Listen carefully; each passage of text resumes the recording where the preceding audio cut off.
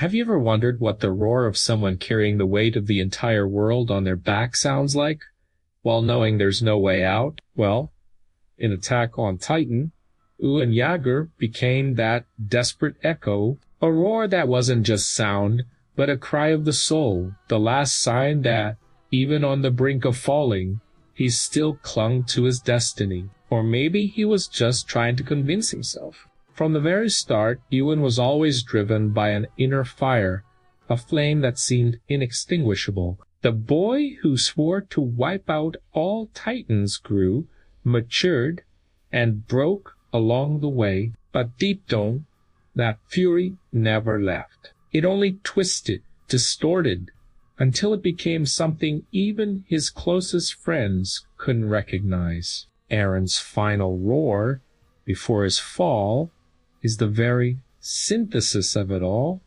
pain, determination, and despair, woven into a sound that pierces the skin and strikes straight at the heart. Think about it.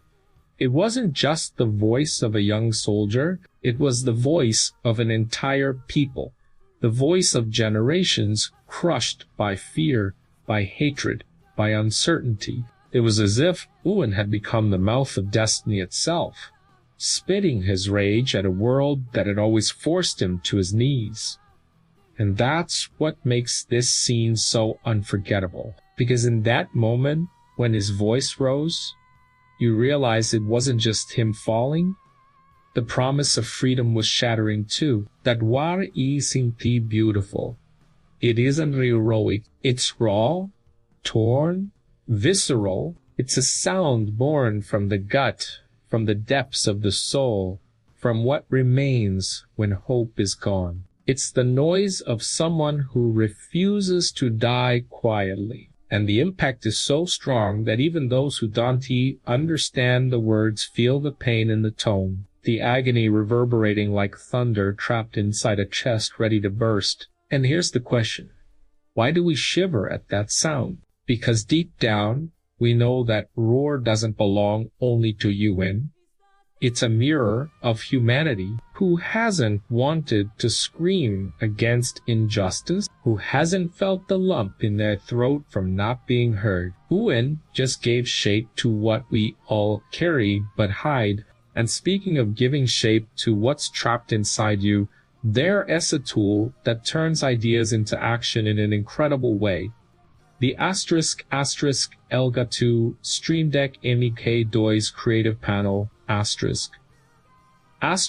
imagine having a customizable shortcut board in your hand, making everything from streaming to creative workflows faster and smoother. It's like turning chaos into control at your fingertips. And honestly, who doesn't want that?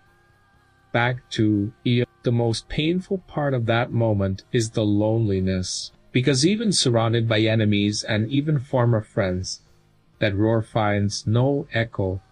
There's no answer, no one to hold his hand. Just raw sound reverberating into emptiness. And that S, where the cruel contrast hits, the boy who started his story surrounded by friends, dreaming of freedom with Mikasa and Armin, ends up surrounded by silence. And the silence after the roar is almost as deafening as the roar itself. It's as if the whole world stopped for a second to recognize that this was, indeed, the end of an era. The hero became the villain, the dreamer became a monster, and the boy who wanted to fly beyond the walls ended trapped in his own fate. In the end, the scene isn't about victory or defeat.